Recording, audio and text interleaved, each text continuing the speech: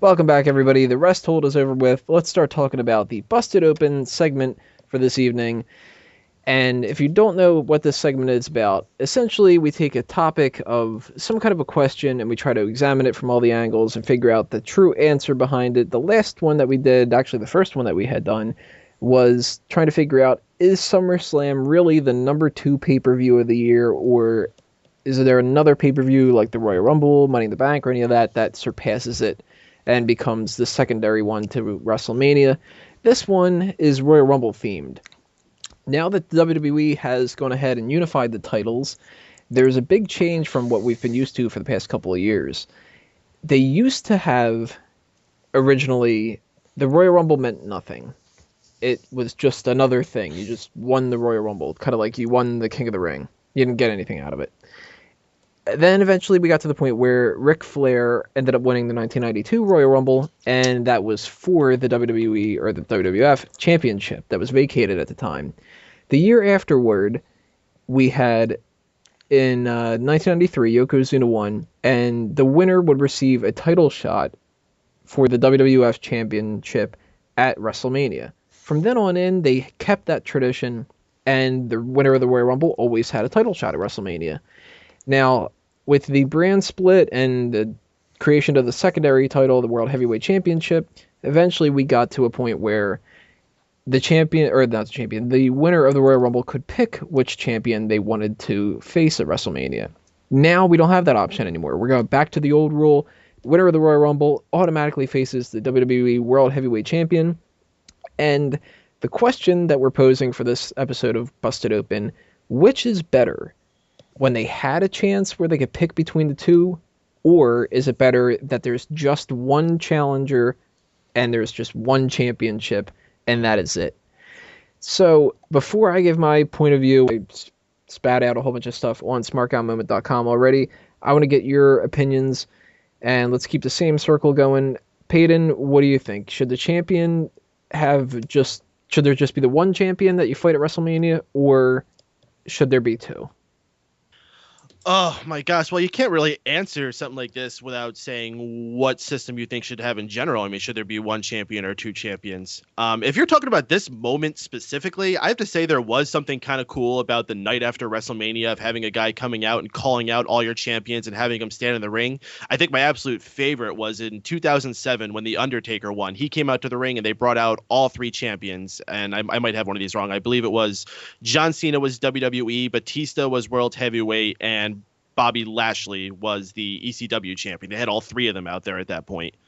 And Undertaker went back and forth, looking each one of them face to face. And first he went into John Cena's face, then he went into Bobby Lashley's face, then he went into Batista's face, then he went back to Bobby Lashley. But before he got back to Bobby Lashley, he jumped right back into Batista's face and crossed his throat, like giving him the "you're dead" symbol.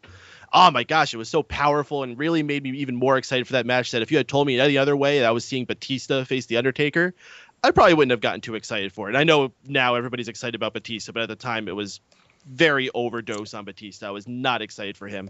So when you're talking about that moment specifically, it is kind of cool, other than just having the Royal Rumble winner win and you know what they're doing at WrestleMania suddenly. But I don't think it's worth it over having to have two champions for the rest of the year, and that's a whole nother can of worms that we're going to debate, I'm sure, someday, and we probably have multiple times on the show. But keep it the one. If they want to do something where they want to have a choice, maybe give them a different choice. Why not let them decide between going for the World Heavyweight title, or the WWE World Heavyweight, whatever the frick it's called these days, or challenging The Undertaker?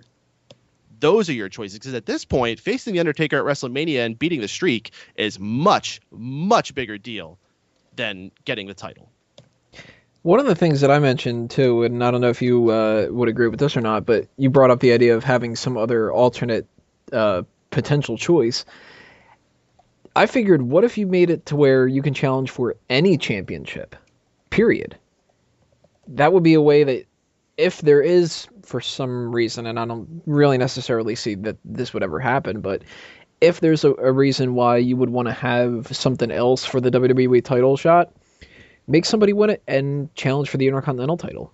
Then bang, that Intercontinental title means it considerably more because they were like, you know what, I could be challenging for the WWE title, the US title, whatever. I want that belt. That could be something maybe to play around with in the future. I don't know. I've still been saying if we go back to just the one Money in the Bank and we don't have one for each title, that's what that should be too. So maybe not do that for both of them. Maybe only do it for Money in the Bank. That would be a little bit better, I think. But possibility. I got a bunch of things that I had written down for positive and negatives, but I want to see which different things everybody brings up here. Sean, what do you think? Is it better to have the choice or just automatically know who they're going to end up facing? Personally, I preferred it when there was a choice because you didn't know which person you were going to get at WrestleMania, bloody blah, blah, blah. Now it's set in stone, so say like, I don't know, Big Show wins, then you know the main event is going to be the Big Show versus Randy Orton at fucking WrestleMania. Nobody wants to see that. Whereas if you had the choice, then you're going to tune in for Raw to find out who the winner of the Royal Rumble is going to pick. Well, and I don't want to interrupt you, Sean, but just one thing you have to consider that's different today that they didn't have years ago is that we have a very big side trip on the way to WrestleMania between Royal Rumble called the Elimination Chamber. So things could still be shaken up in between whoever your winner is and when we get to Mania. That's a good point. That's actually one of my things that I have down as a negative. Because in my mind, the Elimination Chamber was best when we had two of them where the champion who had been challenged already, say it was the WWE champion, they had to go through the other competitors in the Elimination Chamber to earn the right to defend it at WrestleMania, which I think is really a good idea because it's kind of like, you know that these two are two of the top guys because the champion went through the Elimination Chamber to earn the right, and the challenger went through the Royal Rumble to earn the right. So that made a lot of sense to me. And then the other one was try to figure out who challenges the other champion. I really liked that idea, which now we can't do that anymore. So we're only going to have the one Elimination Chamber. And it's going to be a title defense, too, because you're not going to have a number one contenders match if you already had the Royal Rumble. It defeats the purpose of it. But the only two options to have there for the Elimination Chamber match is either the champion retains, which in a certain situation you'd be like, oh, well, obviously Randy Orton's going to retain, or something like that, which kind of, I don't know, makes it seem kind of boring when you know that the champion's just going to end up retaining or whatever. Or the worst option, they switch the title right before WrestleMania. I personally hate that. And it's kind of like lose-lose. Either you go, well, I already know what was going to happen, so I have no investment in Elimination Chamber, or fuck, they changed it right now, we're going to have to rush for WrestleMania. What do you think about that? Because I don't know, that to me is more of a drawback than a benefit. Peyton? I consider it a benefit because it just makes things that much more unpredictable. When you had two titles, it was just kind of like a cluster when you're trying to figure out both matches for that, because then you would be having the two Elimination Chambers, and it made too much unpredictability. I think now it's a little bit more controlled. What I would actually think would be kind of cool, and they did this before there even was Elimination Chamber. They did something very similar in 1996 when Shawn Michaels won the Royal Rumble, and pretty much everyone thought that he was set to face Bret Hart at the WrestleMania. However, before he could get there, they both had a matchup at I'm sorry, no, he was supposed to face Diesel, I think was champion at the time. But along the way they had an In Your House in February. I believe it was called In Your House Rage in a Cage. And both Shawn Michaels and Bret Hart had to go through a steel cage match, putting their WrestleMania match on the line. So Shawn Michaels putting his number one contendership on the line. I believe it was against Owen Hart. And Bret Hart putting his WWF title on the line against Diesel. And once again, it made an air of unpredictability of what you might see coming up at the next pay-per-view. What do you think about the overall idea to your answer to the question, and then the Elimination Chamber points and stuff, Drew? Okay, so I've said this about 1,000 times on the show, but I'm younger than everyone, so please keep that in consideration. So, anyways, is this gonna be like the first Royal Rumble where I see where it's only one championship to like just determine the outcome? Like, hey, if you win, you face the WWE Heavyweight Championship, which I think is a stupid name. But anyways, and I'm not really a fan yet of the whole one championship thing, but just the whole idea of I'm just used to the two championship thing. So, and it's just that just makes it more unpredictable. I've always thought it was interesting because whenever someone won the Royal Rumble, it's like, oh man, who are they gonna challenge? Who are they gonna challenge? And I thought ever since the Crispin Wall one where he went to Raw, the challenge, the heavyweight champion Triple H at the time, I thought that was interesting. Then when they did it to Batista the year after, I thought it was even more interesting. But now it's kind of like you know what's going to happen, you know what's going to challenge. But anyways, but by the time they get to the Elimination Chamber, I think it makes the Elimination Chamber name pointless because I hate how they have a pay-per-view named after something that they're only going to use it for one match. And now it's like that for Money in the Bank as well. If they don't make the Divas Money in the Bank ladder match, which I hope they don't. That'll be but I feel like they would. But can you imagine the injuries in that match? It'd be like having a match filled with the former Sin Cara. Just all Sin Cara matches. But I don't know.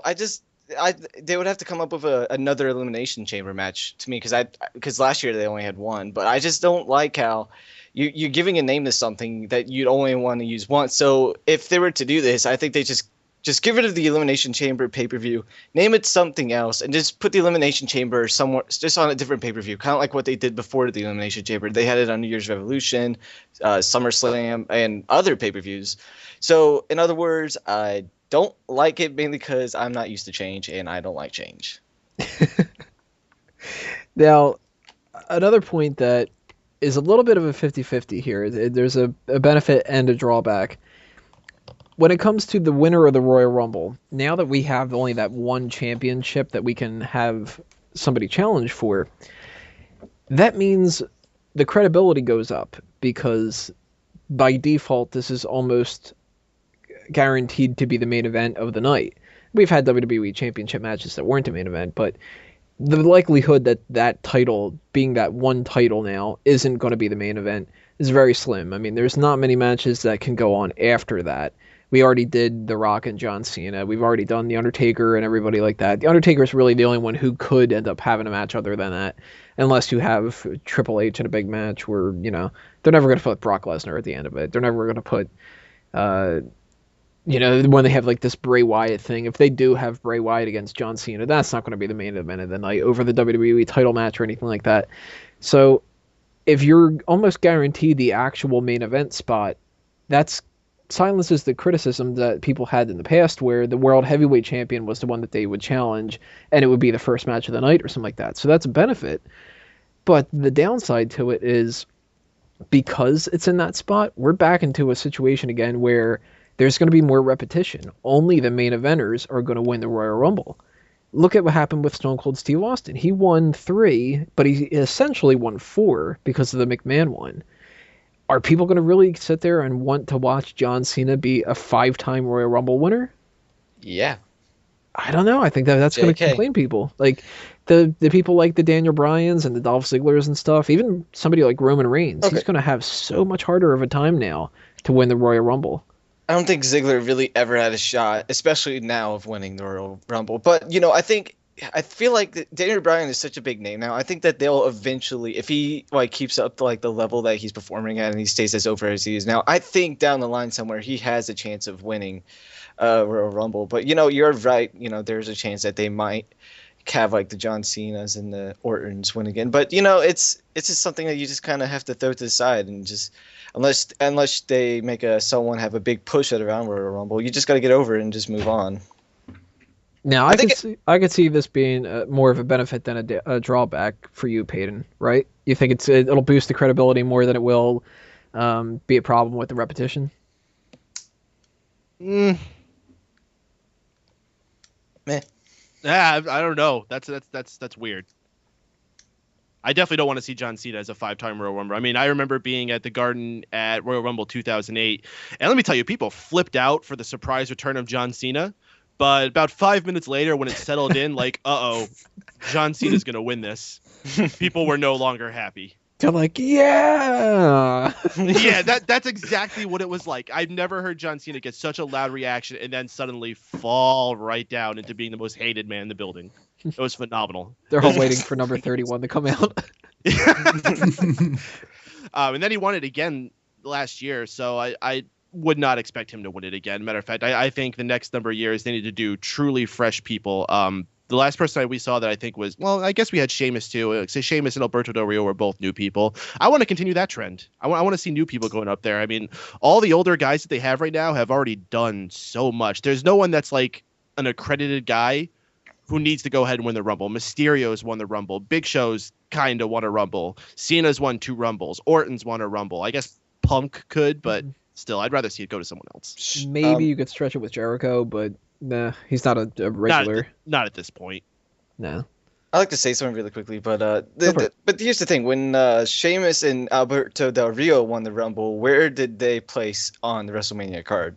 One of them was the opener that lasted 17 seconds, and the other one was a mid-card match. So they're just mid-card guys winning it. I don't think it's that big of a deal if the people like them don't end up winning it again. Because I don't think WWE eventually down the line they're gonna have to actually build people up through the Rumble eventually. But I think right now it's just kind of okay where the way it is if they're gonna keep it this way.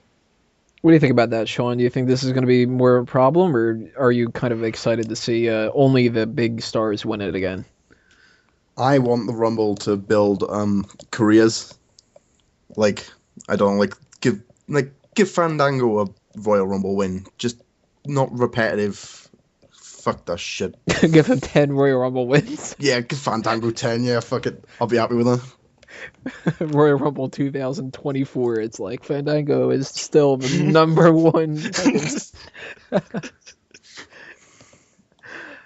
Yeah, my favorite thing when it comes to the Royal Rumble is basically that 1996 kind of mentality. The 1997 one to an extent, even though that was a horrible, horrible fucking Royal Rumble. I like it best when that new guy who's never won the championship wins, specifically a babyface too. A babyface wins the Royal Rumble, he challenges a heel champion, he beats him at WrestleMania, everybody goes nuts because we have a new babyface champion for the first time. You know, the end of the night, all the streamers come down. Good night, everybody. We're gonna come back on Raw and celebrate tomorrow. Like, that's my favorite type of thing. I would do that fucking almost every single year, and people would be like, "Jesus Christ, Tony is so goddamn repetitive." But I would just be like, "But I like it. I like that same story over and over again." When was the last time a heel won the Rumble? Del Rio. I think it might have been Del Rio. Yes, yeah, okay. I forgot about him. I was just trying to think in my head. Yeah, because Sheamus was a babyface, and was Orton a babyface when he won? Nah, he was a heel, and that was 2009. And Del Rio won in what was it, 2011?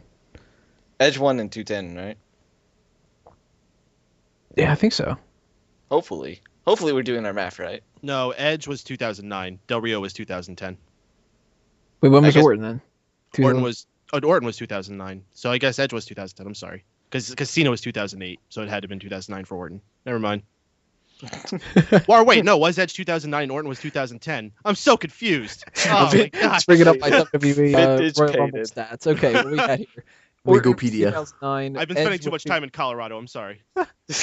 Orton was 2009, Edge was 2010, Del Rio 2011, Sheamus 2012, and John Cena last year. So it went. The last heel was Del Rio, and then we kind of had a heel babyface with Edge before that, and Orton heel before that. So we had 3 kind of heels and a lot of babyfaces going back 08, 07, 06, 05, 04. Yeah, 04 was Lesnar a babyface? No, 04 was Benoit. Yeah, I think if my math is correct. Yes, it's mostly a babyface kind of thing to win, but that's how my favorite thing is, when the babyface wins and they end up going on to beat the heel champion at WrestleMania and all that. So if they can use that as a way to push those guys in the future and they don't get into that whole sucking down in the same few people, because, man, how much is it going to suck if we start having Royal Rumbles where Big Show wins? Or Rey Mysterio. Or Rey Mysterio again. Again. I just really don't want to see that. So my eventual vote for this whole thing is, if they don't do that, they can get around it, and it could be a great asset to not have that choice. But I'm so hesitant to believe that WWE can do the right thing that I have to go with it was better before. With 2 champions, you have more flexibility, you have more of a suspense for who's the person going to challenge. the main event credibility might not be as good, but they still had the potential. So more of an idea of potential versus whether or not they're going to fuck it up. So my vote goes to 2 champions. Peyton, what's your vote? I am going to say with 1. I mean, yes, that one moment coming out on Raw, getting a pick was a fun time, but overall, I think the decisiveness of your WrestleMania main event being the guy who battled 29 other men and survived, going against the reigning champion who's held on to it going into the busiest season of the year. I think that's the money thing you got to do. And yes, you have to be wise in your choices and make sure you know you're making that money match, but that's the way I'm going to go with. I just think with everything else shifting around him, and I hate the idea of not knowing your WrestleMania main event until like 3 weeks beforehand that we've had in some cases with the Elimination Chamber, sometimes even less. I want to know what my WrestleMania main event is in January so we can get that really long, deep build going through the next couple months. So they can start working on all those video packages with those sweet music. Hell yeah. Let's get more of those Limp Bizkit My Way videos, because that was the best damn promotional video for WrestleMania ever. What about Revelations? Revelations is good. I love Revelations. Drew, what's your vote? I'm gonna go with the 2 championship system because 1, I don't like change, and 2, I don't trust WWE because they fuck everything up, and I would not be surprised if like, oh, we could have Fandango and we've been building him up all year. But do we want him in the main event? Now let's give it to John Cena. He can have another one. Maybe they can start cheering for him again if we do so. So yeah. So you got to go. It's kind of WWE logic, and it's kind of like, don't trust them. Sean, 2 or 1? I'm gonna go with 2, for the same reason as Drew. Just don't trust that WWE man. Actually, what I think might happen, right, is if they still have the 2 belts come WrestleMania, and they're not too sure on the guy who wins the Royal Rumble, they're going to let him pick one of the belts. Ooh. Mm-hmm. Like which one he wants to win? Hold, yeah. Oh, you That's never know. cool. And I hate to bring this up, but that just made me think of something else. I hated it when the Royal Rumble winner would pick who they wanted to face, and that wasn't the main event matchup for WrestleMania. Oh, Sheamus, cough, cough. Yeah, Sheamus opened up the show, only getting an 18-second match. Yeah, okay, good. Oh, was it 18 seconds? I said 17 earlier. Oh, man. Whatever it was. Yeah, because you know what? As much as it makes sense that sometimes it doesn't have to be the actual main event, and I think that people blow that out of proportion too. The whole like, well, it wasn't the last match on the night. Okay, come on, like, but it wasn't even a marquee matchup compared to everything else that was on the show. It was insignificant. Yeah, there's a difference between being the Flair and Savage versus Hogan and Sid, or you're opening up the fucking card with a squash match. Like, that's, hopefully we won't have any of that kind of things happen in the future. But you never know, they might still do that. That would really suck, but they might. I doubt that they will now that we only have the 1 championship, but I wouldn't put it past WWE. So tell us what you guys think is the better option here. We have 3 votes for the 2 championship style, 1 vote for the 1 championship style. Should they keep what they have going now and go back to the way that it used to be, or should they go back to the way that it was last year and the past 10 years or so that it was, and split the titles up or something like that? No matter how chaotic it would be, what do you think overall was the better choice that we had? And we're going to roll along in the 5th part here and just give you a little bit of an update of what they said for WWE Network and our thoughts on that.